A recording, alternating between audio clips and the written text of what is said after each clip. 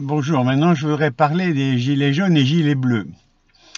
Alors, un professionnel de santé, tout être humain a ma considération, qu'il soit raciste, qu'il soit pas raciste, qu'il soit SS, facho, n'importe quoi, il a ma considération en tant qu'être humain, et donc je le soignerai quoi qu'il en coûte.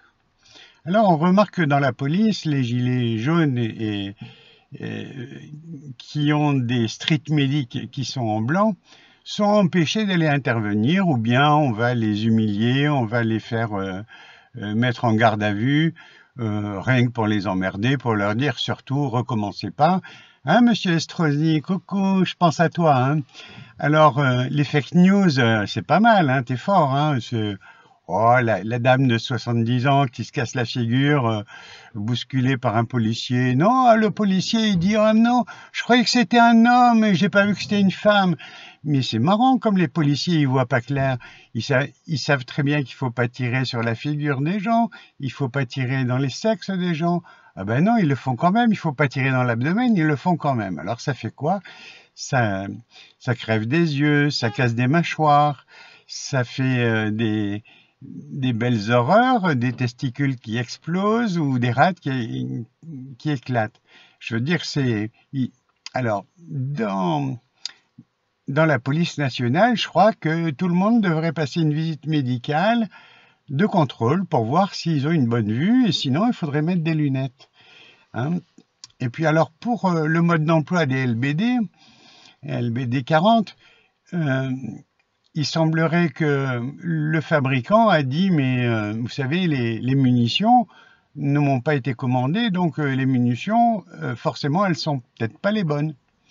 Donc je ne sais pas ce qu'a choisi le gouvernement pour utiliser cette arme de défense, mais normalement c'est une arme de défense.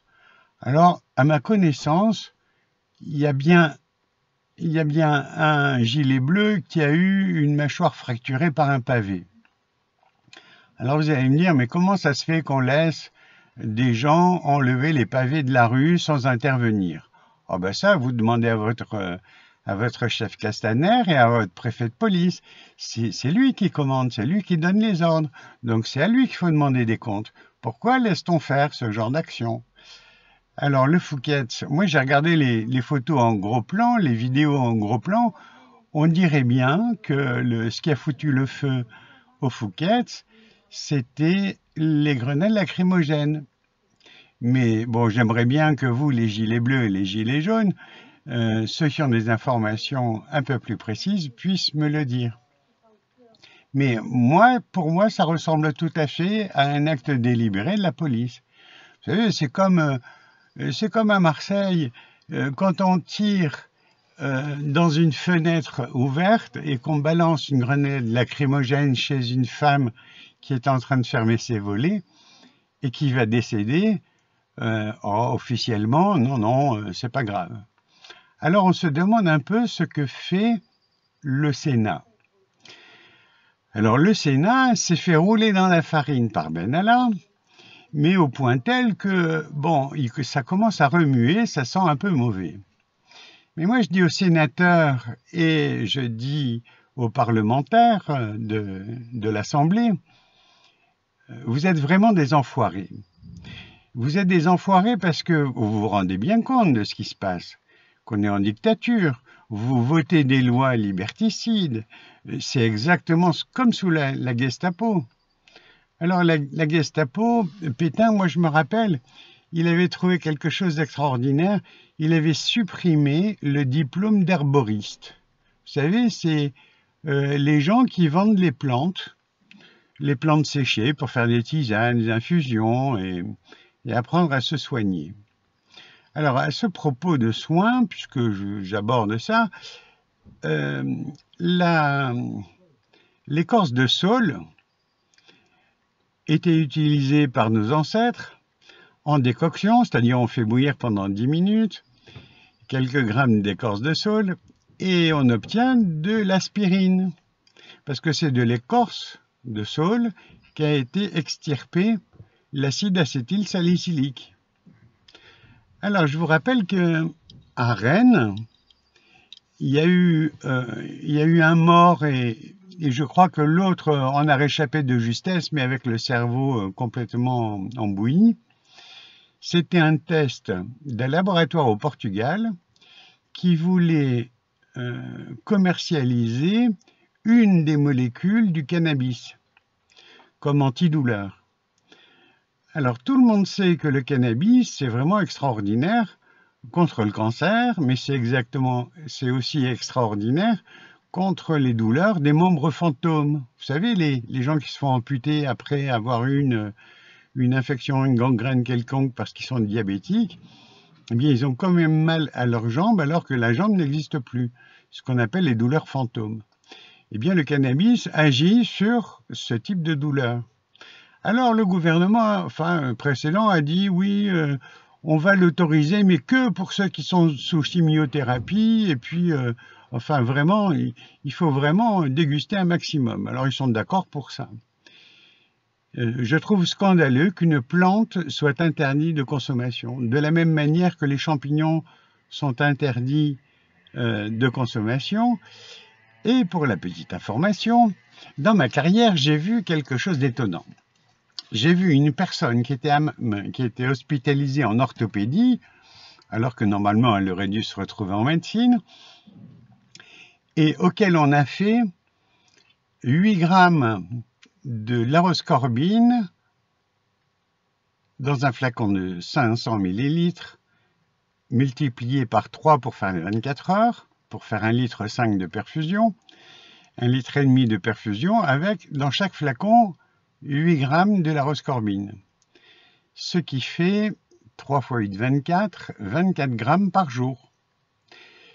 Et je demandais, mais pourquoi fait-on autant de vitamine C à cette personne? Eh bien, tout simplement parce qu'elle avait un cancer du foie. Et que le cancer du foie, ça n'a pas bonne réputation. C'est comme le cancer du pancréas, ça n'a pas très bonne réputation. Voilà, alors puisqu'on est dans la médecine, donc j'ai fait un petit peu de médecine du travail et puis je me suis amusé à regarder un peu toutes les pathologies que l'on trouve dans les différents corps de métier. Alors la nouveauté qui va être faite, je pense, par les médecins du travail, mais comme il y en a de moins en moins parce que notre cher Lionel Jospin a décidé de faire un numerus clausus, c'est-à-dire qu'il a empêché un certain nombre de médecins, si bien qu'on arrive en pénurie de médecins. Alors on est obligé de faire venir les médecins de Roumanie et d'autres pays d'Europe qui sont bien contents de venir en France. Mais seulement pour faire de la médecine du travail, c'est une spécialité qui nécessite quand même 1 an supplémentaire d'études. Et alors comme il manque de médecins, et puis que la médecine du travail, qui sont des associations, sont bien embêtés de ne pas trouver de médecins, alors ils ont demandé au gouvernement si on ne pouvait pas embaucher des infirmiers, des infirmières pour remplacer les médecins. Mais on ne leur fournit pas une formation d'1 an de spécialisation. J'ai fait une spécialisation de médecine tropicale avant de partir sous les tropiques. Donc je me suis régalé, j'ai appris tellement de choses intéressantes. Et j'ai appris notamment que des économistes nous disaient, si on vous demande quel type d'économie faut-il développer dans notre pays, eh bien, il nous disait, en 1980, il nous disait l'économie soviétique va se casser la figure, mais vous inquiétez pas que la nôtre aussi va se casser la figure. Et donc, l'économie est vouée à l'échec, que ce soit l'économie communiste chinoise, puisqu'ils ont basculé dans le capitalisme, que ce soit que ce soit le titisme, Tito, ça s'est cassé la figure parce qu'il y avait du chômage, et puis on a vu que la Yougoslavie a explosé à cause du chômage, mais aussi à cause des ethnies qui étaient différentes et aussi à cause des religions qui étaient différentes. Et ça a été la grenade, ça a été la bombe qui a permis d'exciter un petit peu tout le monde, et tout le monde s'est retrouvé à se taper dessus. Ceci dit, c'est pour vous expliquer que c'est prodigieusement scandaleux de voir que les chefs sont capables d'entraîner leur population pour aller se faire tuer et massacrer. Alors, je discutais récemment avec un militaire qui était en civil. Je ne savais pas que c'était un militaire, mais je lui demandais ce qu'il pensait des gilets jaunes. Et il me disait, mais moi je comprends. Alors je dis, mais pourquoi vous manifestez pas? Et ben, il dit, je suis soumis au droit de réserve, il vaut mieux pas que je sois repéré parce que je peux avoir des problèmes. Mais de toute façon, j'ai l'intention de démissionner. Ah bon, démissionner, et pour quelle raison? Oh ben, tout simplement parce que ce qu'on nous fait faire en mission extérieure, vraiment, ça correspond pas du tout à ce que j'attendais de mon pays. On nous fait faire des choses qui n'ont strictement aucun rapport ni avec les droits de l'homme, ni avec quoi que ce soit. C'est juste pour servir les intérêts des financiers et des fabriques que l'on envoie. Alors, en 1981, j'apprenais que Mitterrand venait de passer, j'apprenais par nos hommes politiques que l'aide soi-disant qui était donnée aux pays en voie de développement, on donnait à l'époque 3%, je crois. Et Mitterrand avait dit, oh, mais comme on est un pays riche, on peut donner jusqu'à 7%. Et alors, je vais vous expliquer ce qu'on m'a appris. On me disait, mais vous savez, l'aide au tiers-monde, c'est une vaste blague et une vaste fumisterie. On donne de l'argent aux chefs d'État pour qu'ils soient toujours à la botte. Et on leur dit, voilà, le reste, on va vous faire une usine, par exemple une cimenterie. Alors, la cimenterie, c'est curieusement, c'est Lafarge. Donc, on demande à une usine française de venir s'installer. Ou plutôt, c'est l'usine française qui dit, j'aimerais bien m'installer dans ce pays-là. Et donc, et voilà qu'une cimenterie va sortir, ça va embaucher du personnel local, mais comme par hasard, tous les bénéfices reviennent en France. Mais pour faire encore plus génial, au niveau de la colonisation post-indépendance grâce à De Gaulle, on leur a dit, si vous avez l'indépendance, ce serait bien que vous gardiez une monnaie acceptée dans le monde entier. Et donc, on vous propose de garder le franc CFA. Alors, bon, ils ont dit oui, enfin, au moins 13 pays ont dit oui, qu'on garde le franc CFA. Mais le franc CFA, ça fait quoi, ça? Eh bien, dans les papiers, dans les statuts, ça fait qu'il faut qu'il y ait toujours 2 Français qui siègent au conseil d'administration de chaque pays. Et il y a une clause qui dit que si les 2 Français ne sont pas là présents, eh bien, toutes les décisions sont caduques, elles ne valent rien. Et donc, c'est comme ça que dès qu'il y a un sujet qui est abordé qui ne plaît pas du tout à la France, eh ben, les 2 Français ne siègent pas, comme ça, les décisions prises ne sont pas entérinées et ne valent rien. Voilà comment on finit de coloniser un petit peu nos anciennes colonies, mais officiellement, ils sont indépendants. Alors, dès qu'il y en a un qui n'est pas d'accord de ce système-là, parce que je vous signale que du jour au lendemain, la France a décidé de dévaluer le franc CFA de 50%.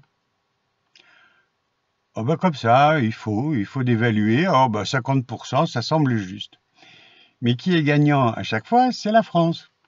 Et qui est perdant, c'est l'Afrique, bien sûr. Alors si jamais il y a un chef d'État africain qui n'est pas d'accord, et qui dit non, moi je veux me débarrasser des Français, etc., eh ben on va armer ses opposants pour qu'ils soient démontés et qu'ils soient destitués par la force, assassinés, ou enfin bon. Donc vous avez compris. Donc les forces spéciales françaises ont peut-être quelques crimes d'ordre moral sur la conscience. Mais ça, il vous appartient, général Tauzin, tous les généraux qui sont partis en mission extérieure, vous savez très bien de quoi je parle, et donc c'est pour vous, c'est pas une nouveauté. Enfin, toujours est-il que, alors maintenant on nous vend, ah oui, alors donc Kadhafi, comme par hasard, Kadhafi, lui, il était d'accord de vendre le pétrole en euros, ou bien dans la monnaie des pays qui étaient intéressés par le problème, c'est-à-dire les yens pour les Chinois, la rouble pour la Russie, enfin bon. Et donc ça a embêté profondément les États-Unis d'Amérique. Et puis, donc, je vous rappelle quand même que Kadhafi, il donnait l'eau gratuite à la population, l'électricité gratuite à la population, et puis la santé était gratuite. Et ça, c'était pas normal, parce qu'on est dans un système capitaliste, mais libéral et voire ultra-libéral. Alors, qu'est-ce que c'est que notre petit Micron président, là, le fasciste de service? Alors, qui c'est celui-là? Alors, c'est un gamin qui a été violé par sa prof de français, qui est devenue sa femme d'ailleurs. Alors, il se dit que elle aurait été le voir au moment de sa naissance et puis qu'elle aurait fait un rituel satanique. Je n'en sais rien, mais c'est ce qui se raconte sur Internet. Donc voilà notre président, Micron, qui a priori serait complètement drogué à la cocaïne. Alors, on n'a pas le droit de conduire quand on est sous empire de la drogue, mais un chef d'État, oui, il peut. Voilà, donc il faut accepter ça. Alors, donc, je parlais des parlementaires et des parlementeurs. Donc, ils se font mener en bateau avec l'histoire Benalla. Ils ont au moins 13 raisons de destituer Macron par l'article 68 de la Constitution. Parmi tous les parlementaires, il n'y en a qu'un, c'est le député Franck Marlin de l'Essonne, qui lui a bien compris de quoi il s'agissait. Mais parmi tous les députés, c'est peut-être le seul qui n'a pas de casserole aux fesses et qui peut être indépendant et qui a peur de rien. Et tous les autres ont la trouille. Alors, je vais vous expliquer un peu le problème. Je reviens à Buzyn. Buzyn, c'est la ministre qui impose les 11 vaccins. Alors, que l'on passe de 3 vaccins à 11 vaccins, comment peut-on justifier ça? Il y a eu combien de morts? Il n'y a pas eu de mort. Il n'y a pas eu d'autres problèmes pour qu'on passe de 11 vaccins, de 3 vaccins à 11 vaccins. Ah ben si, l'intérêt, c'est qu'au lieu de coûter une trentaine d'euros pour 3 vaccins, ça coûte plus de 250 € les 11 vaccins. Donc, qui est gagnant dans l'histoire? Laboratoire pharmaceutique, Big Pharma. Tiens, c'est bizarre ça. Le fluor. Dans les dentifrices. Qui a testé le fluor sur l'être humain? Le savez-vous? Ben, si vous ne savez pas, je vous l'apprends. C'est le docteur Mengele à Auschwitz qui a reçu du fluor à tester sur l'être humain. Alors, il en a mis dans l'eau. L'avantage du fluor, c'est que c'est incolore et inodore. Ça ne se voit pas. Et puis, ça permet de rendre les gens dociles et soumis. Et c'est là où le gouvernement ne comprend pas trop pourquoi il y a des gilets jaunes qui rouspètent. Ils ne sont pas assez drogués au fluor. Alors, je vous signale que le fluor, on le retrouve dans des bouteilles d'eau cristalline. Ça dépend des sources, mais vous regarderez. Moi, j'ai vu une bouteille hier. Il y avait 0,3 de fluor. Vous regardez les dentifrices dans les supermarchés, ils sont rares, ceux qui n'ont pas de fluor. Mais je ne parle pas de tout ce qui est laurilé, enfin tout ce qui est pas bon, tout ce qui est poison. Donc, moi, je consomme Argilette, c'est un bio, mais si vous voulez fabriquer vous-même votre dentifrice, vous prenez de l'argile, vous mettez une goutte d'huile essentielle de menthe, d'orange ou de ce que vous voulez pour parfumer votre dentifrice. Vous pouvez mettre une goutte d'essence de thym, d'huile essentielle de thym, parce que c'est un puissant antiseptique. Vous pouvez mettre du romarin aussi, c'est un dynamique. Donc vous pouvez mettre les deux, enfin vous pouvez mettre ce que vous voulez, bon, sauf certaines gouttes essentielles, certaines huiles essentielles qui ne sont pas acceptables par la peau. Donc voilà, donc le fluor passe à travers les gencives comme l'hormone de synthèse qui a été choisie par les plasticiens pour rendre le plastique souple et incassable dans les années 50-60. Voilà, c'est pour ça que les phtalates, les parabènes que l'on trouve dans les plastiques, c'est vraiment pas bon pour la santé. Et on peut se poser la question, pourquoi Montroucos, qui est vraiment la meilleure eau d'après le bioélectronicien qui s'appelait Louis-Claude Vincent. D'ailleurs, je vous recommande de regarder cette vidéo, c'est Conférence 1980, Louis-Claude Vincent. C'est une vidéo à voir sur les vaccins et vous comprendrez un petit peu de la manière dont il voit les choses. Bon, mais il n'y a pas que lui qui en a parlé. Penchez-vous sur les microzymas d'Antoine Béchamp. Il y a plein de gens qui parlent justement que les vaccins, c'est complètement hallucinant. À ce propos, récemment, vous chercherez 900 morts à Madagascar suite à une vaccination de ROR. 900 morts, c'est pas mal, hein, 900. Pour un vaccin, ouais. Curieusement, ils ont attrapé la rougeole. Ah, tiens, c'est bizarre. Alors, je ne vous ai pas parlé de la modification génétique des germes. Alors, pour la rougeole, eh bien, il se peut qu'on trouve un vaccin comme la rougeole qui est légèrement modifié génétiquement, si bien que ça va vous rendre immunisé normalement. Ça devrait vous rendre immunisé contre ce germe-là, mais comme il n'est pas normal, il n'y a aucune raison que vous le trouviez dans la nature. Mais ça... je vais essayer de mettre un peu de lumière. Non, il n'y a pas de lumière possible. Bon, je ne sais pas pourquoi. Bon.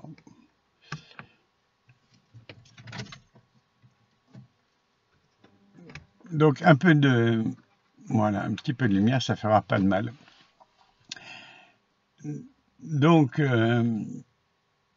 il faut comprendre que dans les vaccins, on ne sait vraiment pas ce qu'il y a dedans. Et au niveau des autorisations de mise sur le marché, il y a vraiment beaucoup de choses à dire.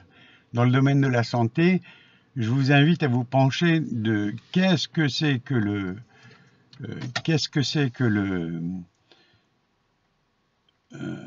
l'eau de pluie d'orage, que Marcel Violet, qui a fait une conférence sur le sujet, est absolument époustouflante.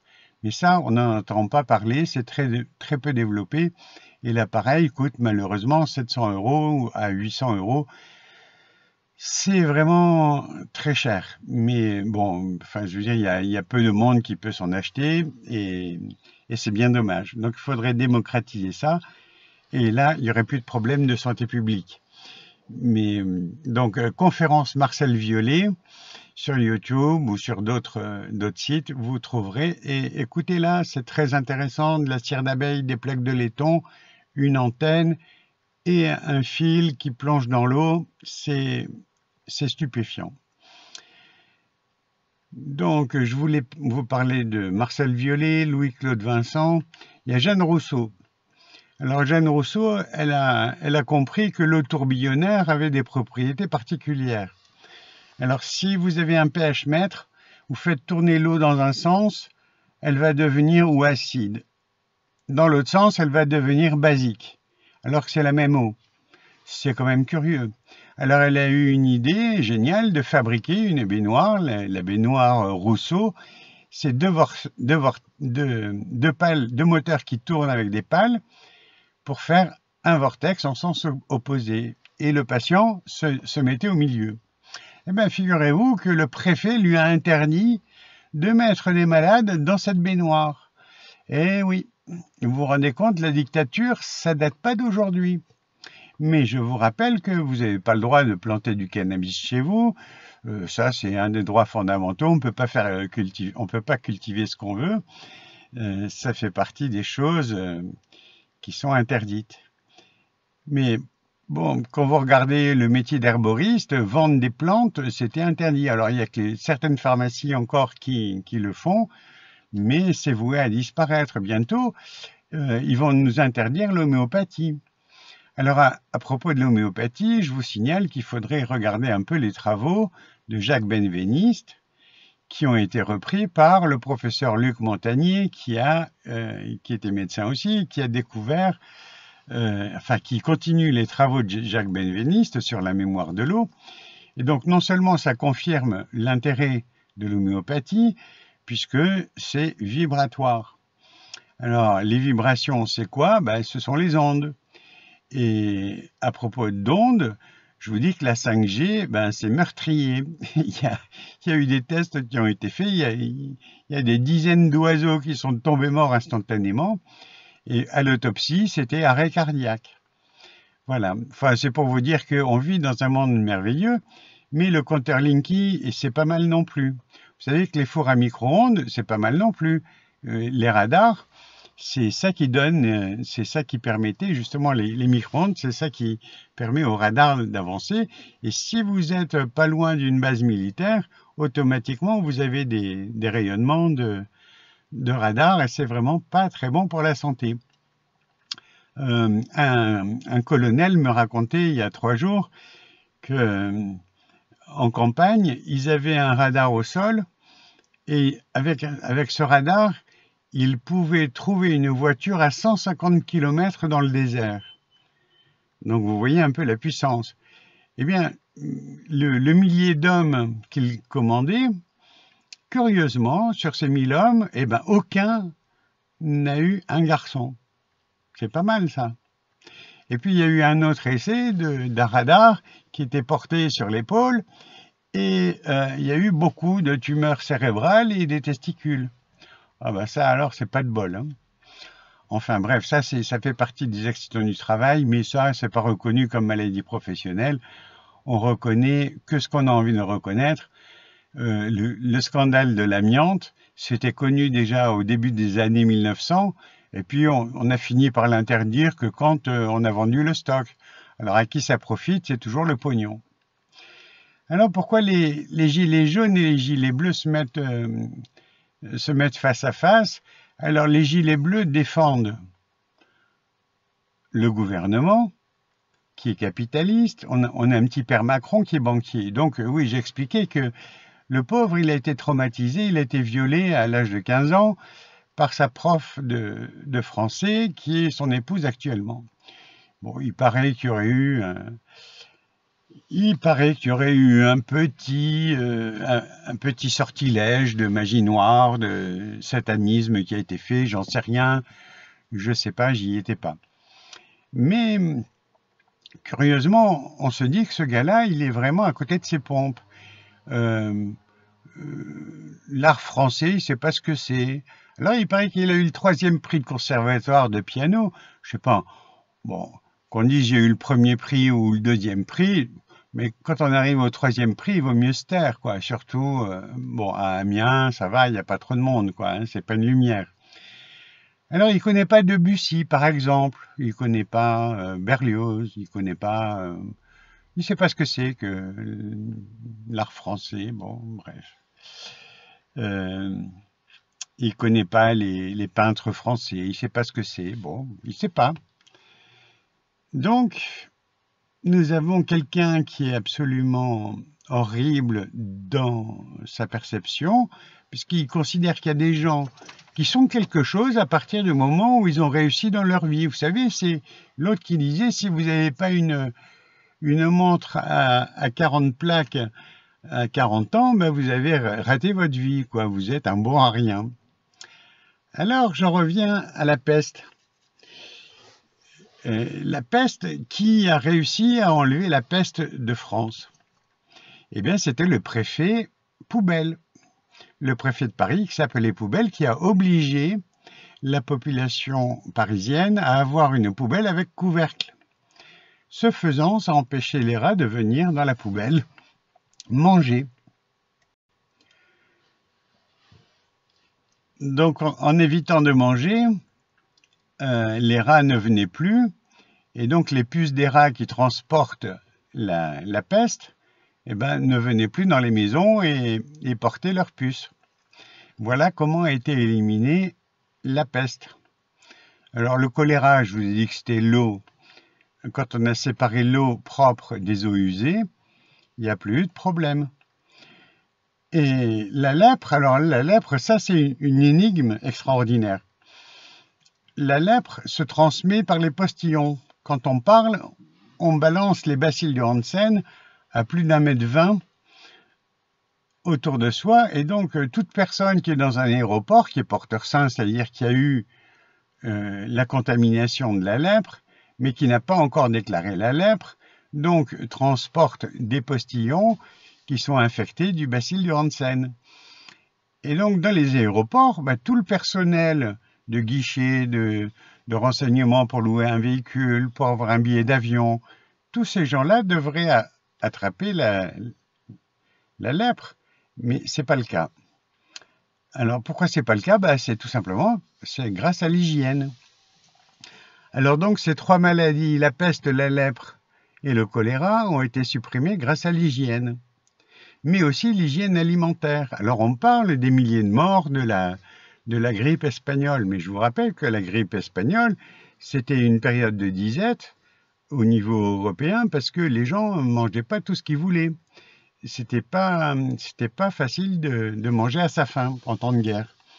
Pareil en 40, mais bon, il y a eu moins d'épidémies en 40 parce que nous avions commencé à assainir nos eaux usées et nos eaux propres.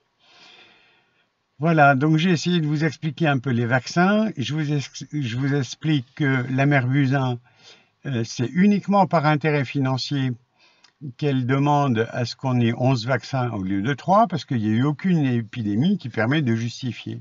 Ah oui, pour les femmes, mesdames et messieurs, parce que la folie des gens qui sont avides de pognon, ça n'a pas de limite. Alors, je vous explique. Le papillomavirus est un virus, mais il y a 200 formes différentes de papillomavirus. Dans le meilleur des vaccins, il n'y en a que 9 virus. Donc, si on part du principe que c'est en ayant un virus mort ou atténué que l'organisme va reconnaître et qu'on pourra se défendre, c'est-à-dire on va pouvoir être défendu seulement sur 9 virus, des 200, c'est-à-dire que vous aurez 191 possibilités d'attraper quand même le papillomavirus tout en étant vacciné. Bon, ceci dit, un laboratoire italien a analysé le vaccin des 9 et le papillomavirus qui donne le plus de cancer, curieusement, il était marqué dans la notice, mais il était absent à l'analyse. Ça, c'est bizarre quand même. Est-ce que ce ne serait pas un piège à con? Enfin, bref. Donc, tout le monde ne va pas faire analyser son vaccin avant de se faire vacciner pour savoir s'il correspond bien à ça. Mais enfin, alors on dit oui, il faut faire vacciner les filles parce que vous comprenez, ça se transmet par des rapports sexuels. Donc, si un garçon il couche avec une fille et qu'il est porteur du papillomavirus, eh bien, la fille aura un cancer de l'utérus. Bon, admettons. Si la fille est carencée en vitamine C, si elle est carencée par d'autres méthodes parce qu'elle a eu une greffe d'un organe et puis qu'elle est avec des médicaments qui lui cassent en deux sa défense immunitaire, on peut le comprendre. Mais normalement, quelqu'un en bonne santé, il fait l'amour, il n'a pas de problème. Normalement, il ne doit pas tomber malade, il ne doit pas avoir de maladie sexuellement transmissible s'il est en bonne santé.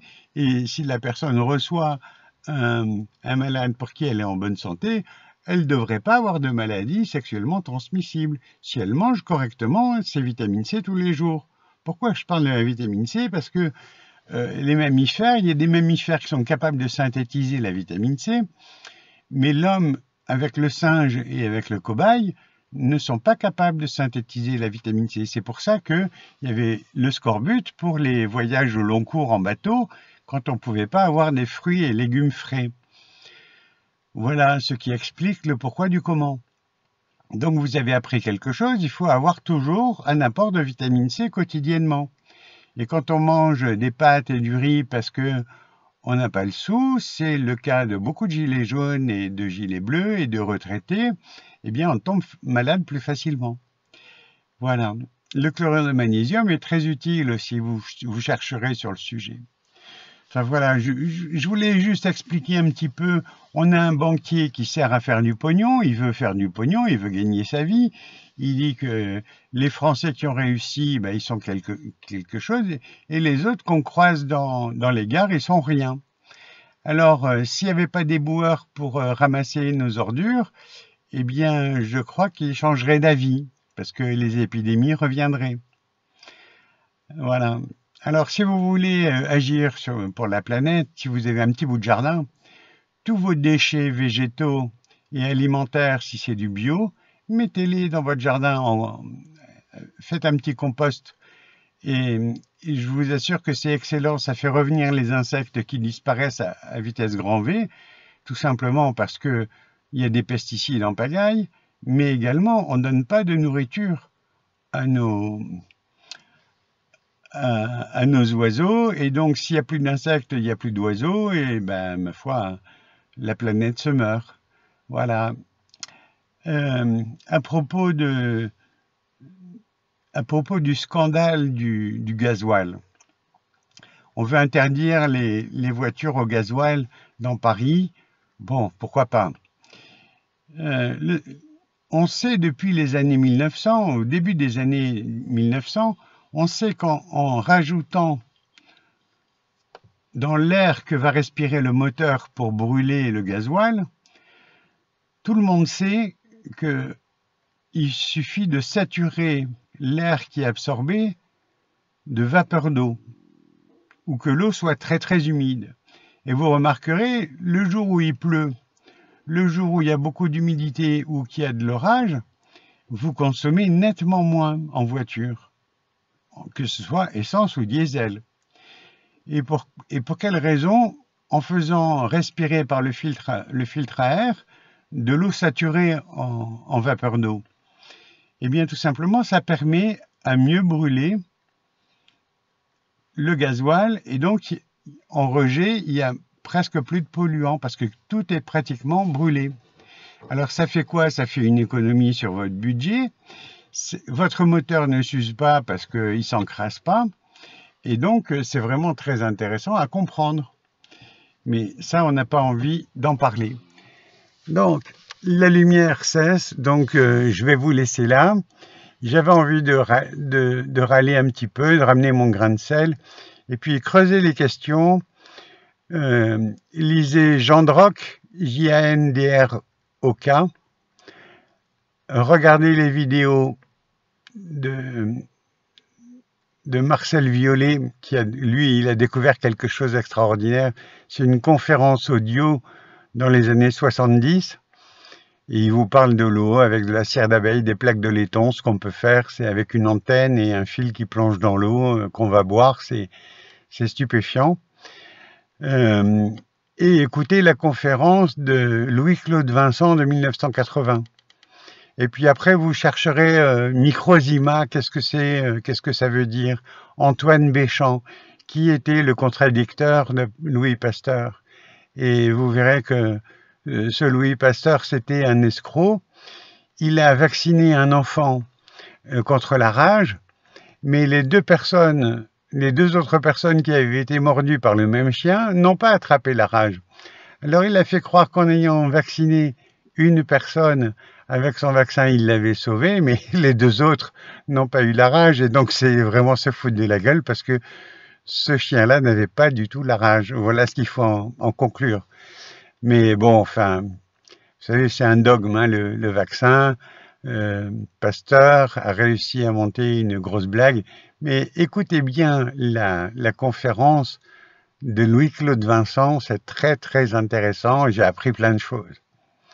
Allez, bonne soirée à vous. Je suis un grand bavard, mais bon, n'hésitez pas à mettre des commentaires, puis si vous voulez me joindre, j'ai un Facebook et vous me reconnaîtrez. Donc, gilets jaunes et gilets bleus, n'oubliez pas que nous sommes des êtres de lumière. On a découvert qu'il y avait des biophotons qui étaient émis par notre cerveau. Et le rat, par exemple, en émet un à la minute.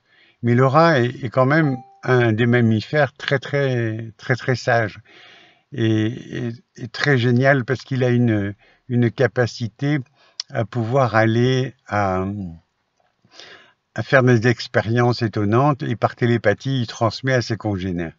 C'est très étonnant.